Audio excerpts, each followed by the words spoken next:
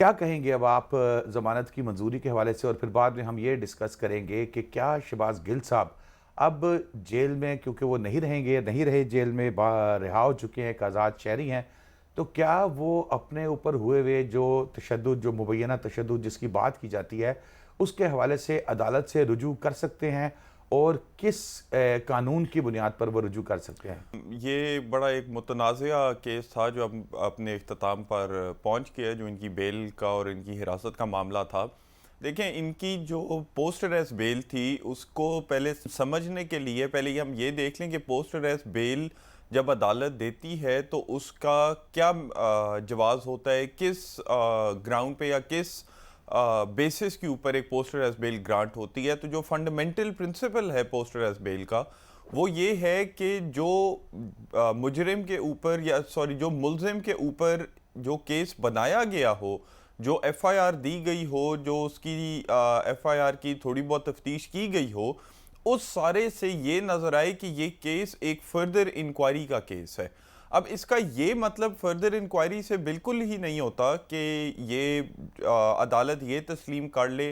कि ये किसी तरह झूठा केस था या ये किसी तरह केस जो है वो सही नहीं था। अदालत सिर्फ ये तस्लीम करती है कि इस केस के अंदर अभी थोड़ी सी और फर्दर इंक्वायरी या इसके जो शवाहिद हैं इनको देखने की ज़रूरत है, जो ट्रायल कोर्ट मुकदमा चलाते वक्त देखेगी। और इसके पीछे आइडिया ये है कि जो पोस्ट अरेस्ट बेल आप इसलिए देते हैं कि अगर केस फर्दर इंक्वायरी का है तो जिस बंदे के ऊपर केस बनाया गया है, जो एफआईआर दी गई है, वो अगर कल को साबित हो जाता है कि उसको बाइज्जत बरी कर दिया जाता है और उसके ऊपर जो इल्ज़ाम है वो प्रोसिक्यूशन साबित नहीं कर सकती, तो वो जो अरसा मुकदमा चले उस अरसे के अंदर जो वो जेल में हिरासत में रहा है वो उसको ना भुगतना पड़े। तो ये एक लिबर्टी के ऊपर प्रोटेक्शन है जो कानून और आइन प्रोवाइड करता है। अब ये शहबाज गिल साहब वाला जो मामला है, इसके अंदर जो आपने बताया कि रिमार्क्स भी इसके अंदर आए हैं फाजिल अदालत की जानिब से, इसमें हमें ये मैंने देखा कि अदालत ने प्रोसिक्यूशन से ये पूछा कि जी हमें ये महसूस होता है कि जो शहबाज गिल के ऊपर इल्ज़ाम है, जिस स्पीच का इल्ज़ाम है, वो स्पीच बेशक के गैर जिम्मेदाराना अल्फाज उसके अंदर इस्तेमाल किए गए थे जो उन्होंने बात की थी, लेकिन क्या उसके पीछे एक क्रिमिनल इंटेंट मौजूद है कि नहीं। तो उसके लिए उसमें इस सारे मुकालमे के अंदर प्रोसिक्यूटर ने यह भी कहा कि जी जो शहबाज गिल साहब का सैटेलाइट फ़ोन है, उस फ़ोन के अंदर कुछ ऐसे मवाद हैं जो हमें ये चीज़ प्रूव जिसके थ्रू हम कर सकते हैं कि जी इनकी ये जो इंटेंट थी ये क्रिमिनल इंटेंट थी। तो अदालत की जानिब से सवाल सादा था और वो ये था कि जो वो सैटेलाइट फ़ोन है, क्या उसके कंटेंट्स के ऊपर कोई रिपोर्ट आई है, और अगर आई है तो आप अदालत को ये बताएं कि वो रिपोर्ट क्या है, वो क्या कहती है इनकी क्रिमिनल इंटेंट के बारे में। तो उस पर प्रोसिक्यूटर साहब ने कहा कि जी हमारी तो अभी ये रिपोर्ट नहीं आई और हमने अभी ये रिपोर्ट देखनी है, अभी ऐसी कोई रिपोर्ट तैयार नहीं हुई। तो अदालत ने कहा कि फिर तो ये एक फर्दर इंक्वायरी का मामला है, फिर तो जो आप बात कर रही हैं कि क्या उनकी एक क्रिमिनल इंटेंट थी या नहीं थी, या क्या ये एक सिर्फ गैर जिम्मेदाराना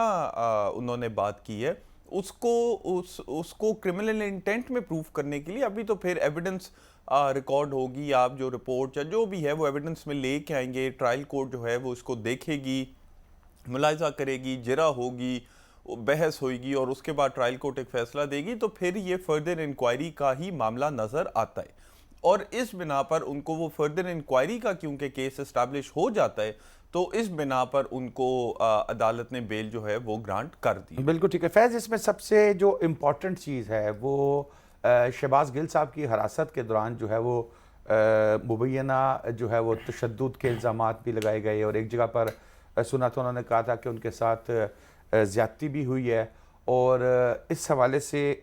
क्या कानूनी रेमेडी है शहबाज गिल देखिए, इस साहब के पे पास? मेरा तो अभी तो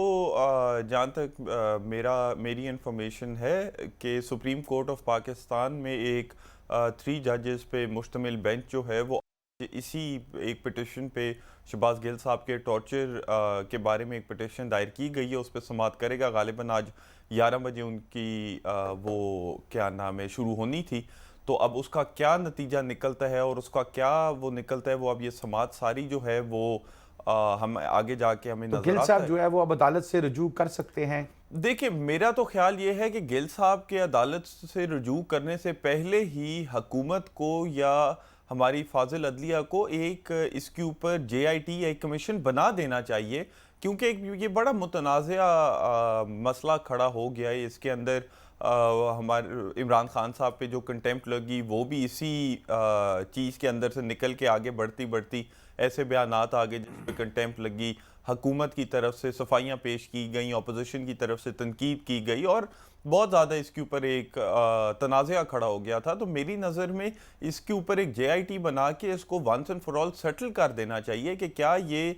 जो भी टॉर्चर था वो हुआ है या नहीं हुआ। अब शहबाज गिल साहब की जानिब से इसके ऊपर किसी किस्म का भी अगर एक्शन उन्होंने लेना है तो उस एक्शन के लिए उन्होंने प्रूफ करना होगा। अगर वो इंडिपेंडेंटली लेते हैं, उन्होंने ये दिखाना होगा कि मेरे ऊपर टॉर्चर हुआ है, मेरे ऊपर तशद्दुद किया गया है। उसके लिए आपको जाहिर सी बात है मेडिकल रिपोर्ट्स चाहिए, उसके ऊपर आपको डॉक्टर्स की रिपोर्ट्स चाहिए जो ये चीज़ एक मेडिकल सर्टिनिटी तक जिस हद तक काबिल है, जिस हद तक पॉसिबल है उस हद तक ये प्रूफ करें कि जी ये तशद्दुद जो है वो शहबाज गिल साहब पर किया गया। तो अब ये जो शहबाज गिल साहब किस कानून के तहत इसके ऊपर वो कर सकते हैं, तो हमारा अगर एक आम आदमी किसी के ऊपर तशद्दुद करे या पुलिस वाला तशद्दुद करे तो कानून तो एक ही लगता है, जो आपका कानून है, जो आपका पाकिस्तान पीनल कोड है, जो तशद्दुद को फैज मैं वही जुर्म पूछना करार चाह देता रहा हूँ है। कि तो आम आदमी, क्योंकि ये तो थानों के अंदर तशद्दुद, थप्पड़े मारना, ये तो एक पाकिस्तान के अंदर, पंजाब के अंदर ये तो एक सिस्टम बड़े अरसे से चल रहा है। गरीब आदमी पिस रहा है, गरीब के बच्चे को तो मार भी पड़ती है लेकिन वो उफ भी नहीं कर सकता। मैं बेसिकली उसके हवाले से पूछना चाह रहा हूँ कि किसी आम आदमी को अगर जेल में या दौरान हिरासत थाने के अंदर तशद्दुद का निशाना बनाया जाता है, जो कि कानून इस चीज़ की बिल्कुल इजाज़त नहीं देता, और अगर तशद्दुद का निशाना बनाया जाता है तो उसके पास क्या रेमेडी है? देखें, अगर तो वो दौरान हिरासत किया जाता है तो जब उसको अदालत में पेश किया करते हैं तो उसको चाहिए कि वो एक एप्लीकेशन फ़ाइल कर दे जिसके अंदर अदालत को बताए कि जी मेरे पे तशद्दुद हुआ, एक मेडिकल बोर्ड बनाया जाए और मेरा एक मेडिकल पूरा चेकअप किया जाए और एक रिपोर्ट टेंडर की जाए कि क्या मेरे ऊपर तशद्दुद हुई है या नहीं हुई, और जो तशद्दुद हुआ है उसको एक मेडिकल बेसिस पे वो अदालत के सामने ला के रखें और उस बेसिस के ऊपर फिर अदालत जो है वो कार्रवाई इनिशिएट करे जो पुलिस अफसरान सारे के अंदर मुलविस थे।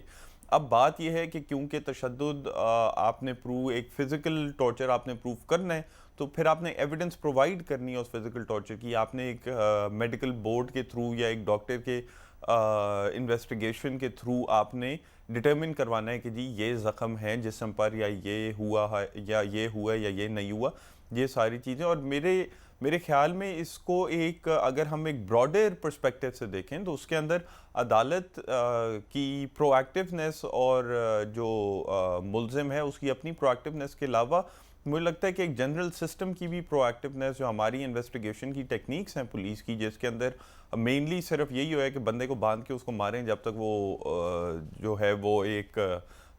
कन्फेशन नहीं दे देता या जो आप बात कर रहे हैं उसको, तो वो गलत है। तो इसकी एक थोड़ा सा रिफॉर्मेशन की ज़रूरत है जिसके अंदर हम ये सारा जो सिस्टम है इसको ज़रा थोड़ा सा तब्दील करें।